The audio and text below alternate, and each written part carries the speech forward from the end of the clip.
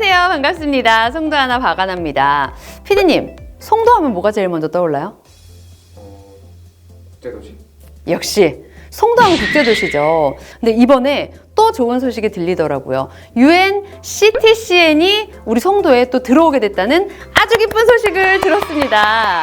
그래서 오늘은요, 전문가분을 모시고 송도가 국제도시로서 어떤 가치를 가지고 있고 앞으로 또 어떤 가능성이 있는지 정확하게 살펴보는 시간을 가져볼까 합니다. 오늘도 좋은 얘기가 많을 것 같아요. 지금부터 출발합니다. 국제기구니까 렛츠 스타트! 네, 오늘은 조용탁 컬럼니스트 모셨는데요. 저희 인사이드 송도에는 오늘 처음 오셨거든요. 좀 인사를 부탁드릴게요. 예, 안녕하세요. 조용탁이라고 합니다. 저는 중앙일보 산업부랑 포브스 코리아 이코노미스트에서 경제기자 생활을 18년 동안 한 이쪽 경제 쪽으로 오래 한 기자라고 소개를 드리고 싶고요. 지금은 경제 칼럼니스트로 활동 중입니다. 잘 부탁드리겠습니다.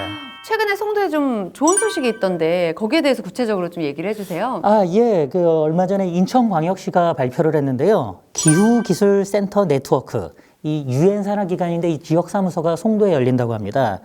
이게 송도는 사실 그동안 꾸준히 유엔 산하기관들이 들어왔었어요. 유엔 거버넌스 센터, 유엔 지속가능발전센터, 유엔 동북아시아 지역사무소 등 이런 산하기구들이 있었는데요. 요번에 하나가 더 유치되면서 전부 16개의 유엔 산하기관이 송도에서 이렇게 활동하게 되었습니다. 와, 이렇게 여러 개나 16개나 있다는 말씀이신데 예, 그렇습니다. 이게 그럼 한국에서는 송도에서 가장 많은 건가요? 예, 그래요. 사실 이제 서울이나 부산 이런 데도 유엔 산하기관은 몇 군데가 있어요. 그런데 10개 넘는 데는 송도가 유일합니다. 인천시에 따르면요. 유엔 기후기술센터 네트워크 지역사무소는 이제 이번에 새로 들어오는 건데 G타러라는 곳에 입주를 할 거래요. 네. 그리고 한 10명 정도가 같이 일할 거다. 이렇게 발표를 한 상태입니다. 그렇구나. 유엔 기후기술센터 네트워크, 이게 조금 생소하긴 한데 여기가 어떤 곳이고 또 송도에서는 앞으로 어떤 역할을 하게 될지 소개를 부탁드릴게요. 이곳이 이제 2013년에 덴마크 코펜하겐에서 설립된 기관인데요. 쉽게 생각하면 그렇습니다. 이제 기후 변화를 보다 적극적으로 대응하기 위해서 만들었는데요.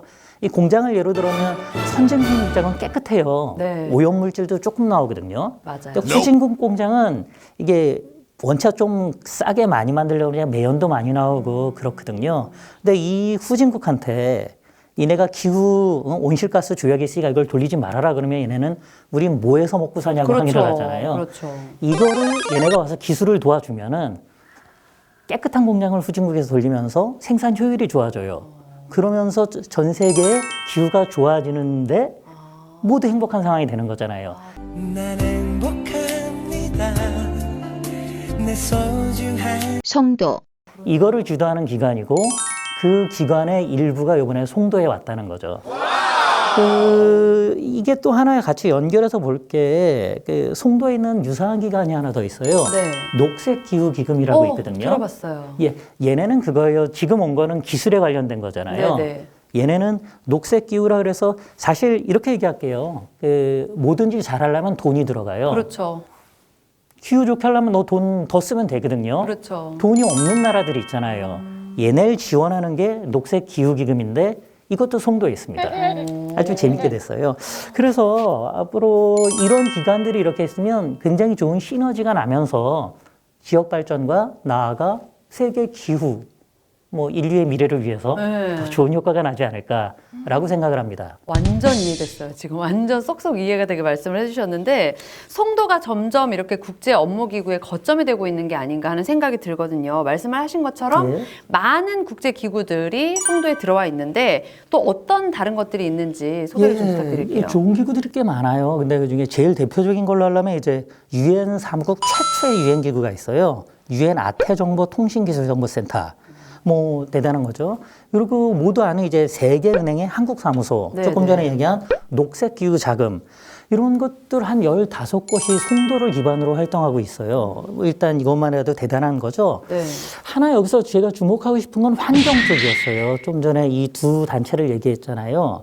이게 스위스 제네바를 한번 예를 들어볼게요. 여기는 인권 중심이에요. 인권센터, 그 다음에 네. 아동학대 방지, 제3세계 지원, 나아가 난민. 이 기구들이 다 제네바에 몰려 있거든요. 네. 그래서 여기가 인권의 메카가 스위스 제네바. 환경으로 가보면 우리나라 이게 생기기 시작한 거예요. 이제 좀 그러네요, 볼게요. 진짜. 상해 광역 해양 생태계 사무소, 아시아 생물 공항연합체, 동아시아 대양부 철새 이동 경로 파트너십 사무소, 글로벌 녹색 성장 연구소. 이런 환경 기관들이 유엔 산하 기관들이 모여 있는 장소가 송도가 되어 버린 거예요. 이제 경제적으로 한번 볼게요. 그 환경 시장, 환경 산업 시장이 약 1조 3천억 달러라 그러거든요. 그러니까 뭐 달러. 내년이에요. 2020년 매년 성장하고 있고요. 네. 여기에 우리나라가 얼마나 효율적으로 국가 경쟁력을, 산업 경쟁력을 키울 수 있을 것인가 라는데 여기에 가장 중요한 정보를 가진 기관들이 네. 송도에 10개나.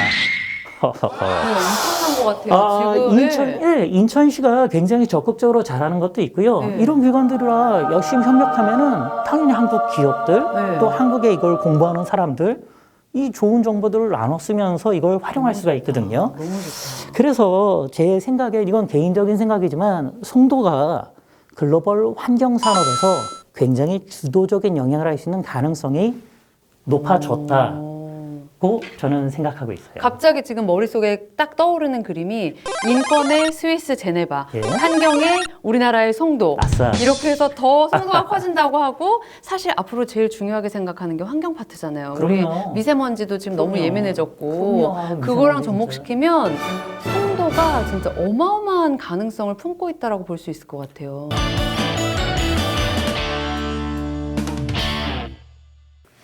진짜 말씀하신 대로 그야말로 송도가 국제 업무지구로는 예. 엄청난 위상을 갖춰가고 있다라고 볼 수 있을 것 같은데 네. 그렇다면요. 송도의 핵심이거든요. 국제 업무단지. 여기도 앞으로 더 주목받을 수 있겠네요. 예, 저도 분명히 그럴 가능성이 있다고 보는 게 이미 기존 인프라가 잘 돼 있어요. 예, 근데 송도 초기에 처음 지은 건물로 컨벤시아 동북무역타워가 있거든요. 네. 동북아 무역타워. 여기에 최두의 국제학교, 송도 랜드마크라고 할 수 있죠. 그 동네 센트럴파크. 네, 여기에 맞아요. 아트센터. 네. 여기에 바로 인근에 인천, 광역시라는 굉장히 높은 수준의 도시 인프라가 있어요. 그렇죠. 여기에 입주한 기업들의 수준도 굉장히 높아지고 있기 때문에 국제 도시로서의 가능성이 저는 높다고 생각해요. 이게 첫 번째 이유고요. 네. 지리적 여건도 꼭 얘기를 해야 되는 게 일단 공항이랑 가까워요. 그렇죠. 최고죠. 공항이랑 가까우면은 네. 컨벤션 사업 센터, 컨벤션 시설이 잘 모여 있고 이 사업이 잘 되거든요. 여기 이제 좀 전에 얘기한 유엔 기구들이 쭉 모여 있고요. 네. 이 정도 되면은 국제 도시로 가는 입지를 발판을 굳힌 상태다라고 네. 평가해도 좋을 것 같습니다. 그러니까요. 맞아요. 말씀하신 대로 이미 송도는 국제적으로도 좀 이렇게 포인트들에 대해서 인정을 받은 도시잖아요. 예. 국제도시로서의 가능성 정말 최고라고 볼 수 있겠죠? 예, 뭐 굉장히 높다고 저도 동의를 하고 있고요. 네. 이게 뭐 제가 얘기하는 게 아니라 이미 좀 다른 세계 석학들의 이야기를 한둘만 빌려볼게요. 프랑스의 세계적 경제학자로 자크 아틸레라는 분이 계신데요. 이분이 이제 몇 년 전에 프랑스 국가 개혁안 보고서라는 걸 만들었어요. 이제 프랑스가 보다 발전하기 위해서 어떤 점들이 필요하냐 쭉 총망라 있는데 갑자기 송도의 예를 들었어요.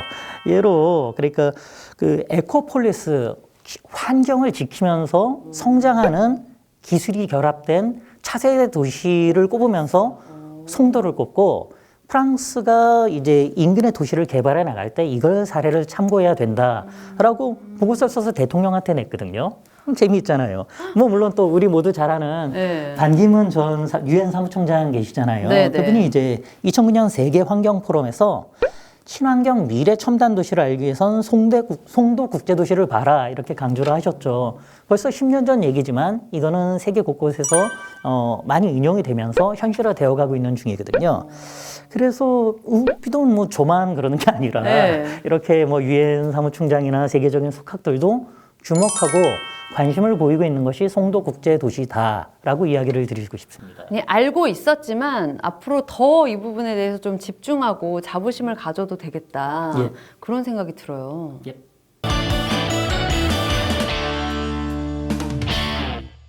그렇다면 이제 경제 칼럼니스트로서 예. 앞으로 송도의 그런 상황들, 앞으로의 전망 어떻게 보시나요?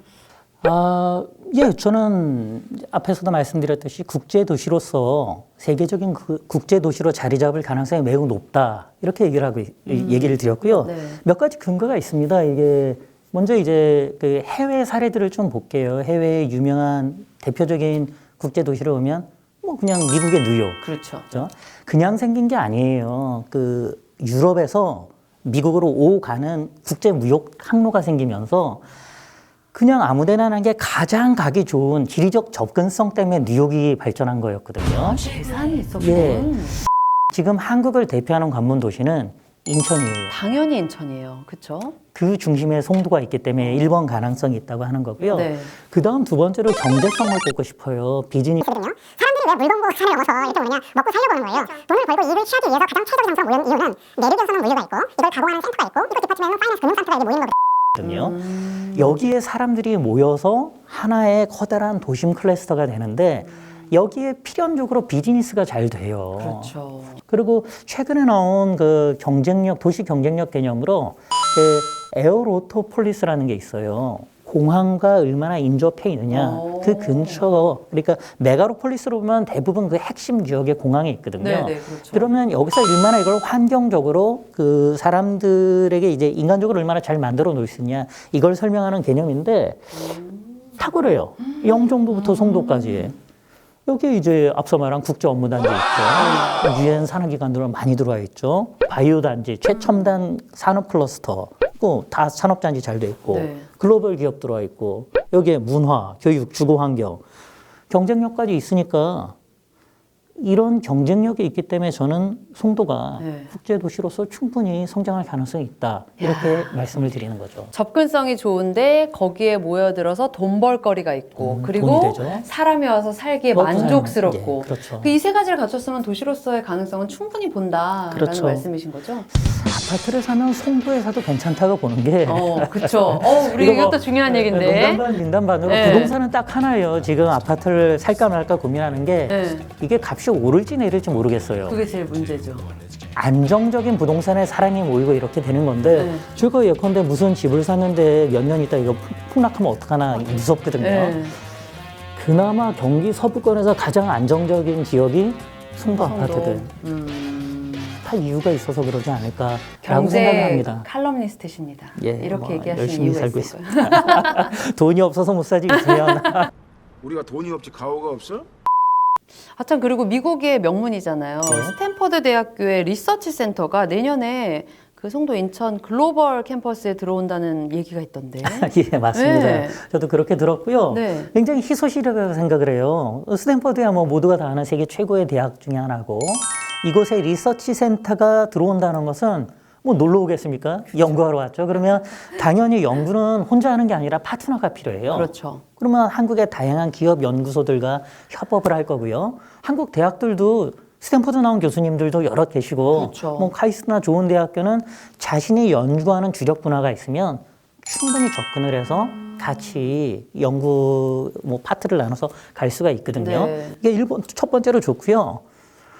두 번째로 뭐 좀 뭐한 말이지만 뭐 명문대 뭐 네. 한국 사람들이 뭐 세계적인 명문에 더 깜빡 가는 게 좀 있어요. 좋아하잖아요. 그렇죠? 좋죠. 예, 네, 뭐 좋죠. 이렇게 유명한 대학교가 이렇게 와서 하면 네. 우리 애가 이걸 보고서 엄마 나 스탠퍼드 갈래 그러면 애가 못 가도 뭐 기분은 좋잖아요. 그럼요. 뭐 웬 그런 희소식이야. 면으로 뭐 기분도 좋지 않을까 네. 그렇게 생각을 합니다. 예. 역시 얘기를 듣다 보니까 진짜 경제 칼럼니스트이시기도 하고 또 송도 전반에 대해서 머릿속에 딱 담고 계신 그 그림을 저희에게 온전히 좀 옮겨주셨다라는 느낌이 아유, 드는데요. 감사합니다. 예. 그러면 이렇게 탐나는 우리 칼럼니스트님을 모시기 위해서 저희 톡톡 송도의 시그니처 타임이 있는데 예. 아시죠? 송도는 뭐뭐다 이렇게 예. 표현을 좀 해주신다면 한국의 정문이다. 정문, 후문 아니고 정문. 정문. 예, 어떤 의미에서 이런 말씀을? 뭐 당연히 누구든지 한국으로 들어오려면 여길 거쳐야 돼요. 맞아요, 진짜 그렇죠. 맞네요. 문을 딱 열고 네. 들어오기 전에 저 누군데 누구 만나러 왔어요. 그래서 네. 괜찮은 사람 그럼 들어오거라 그러면 딱 문을 열고 들어오는 바로 거기예요. 맞네. 이거 아주 마음에 듭니다. 예. 이 정도의 퀄리티와 이 정도의 말씀이시라면 앞으로 저희 고정 멤버로 저희가 확정할게요. 예, 알겠습니다. 자주 별로 안 좋아하시는 것 같은데. 저도 아주 유익한 자리였고요. 불러주셔서 정말 좋으신 거 감사하게 맞죠? 생각을 하겠습니다. 네. 그럼요. 예. 앞으로 자주 뵙기를 바라겠고요. 요거 마지막에 인사할 때 구독, 좋아요, 알림 설정 눌러주세요 하시는 건데 하실 수 있겠죠? 예, 뭐 열심히 해보겠습니다. 네. 예? 자, 오늘 여기서 마무리를 하고요. 구독, 좋아요 알림 설정 눌러주세요.